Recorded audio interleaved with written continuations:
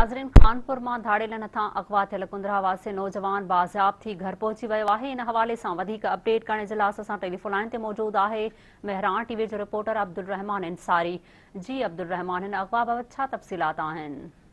जी बिल्कुल, कंदरा थाने जी हद गोठ जोड़ियो रसूलपुर जे नौजवान रहवासी उबैदुल्ला वलद हाफ़िज़ मोहम्मद अली कांदड़ो 20 ॾींहं अॻु औरताणे आवाज़ में हिरकी जी धाड़ेल नथा अगवा थी वियो हुयो, जंहिंजो कंदरा थाने ते इतला हुयो, जेको राजूनी कोशिश बैदि भंग भरे कंदरकोट कश्मीर वारे इलाइक़े मां बाज़ियाब थियो आहे।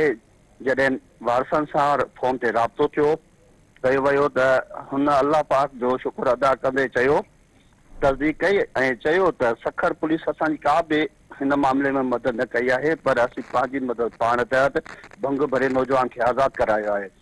वधीक तफ़सील ॻोठ अचण बैदि ॿुधाईंदासीं। हिन वक़्तु असीं रस्ते में आहियूं। जॾहिं साॻियो इतला लाइ SHO कंदरा सां राब्तो कयो वियो त हुन इन मामले खां बेख़बरी ॾेखारे छॾी। जी अब्दुल रहमान, अव्हां जी महिरबानी।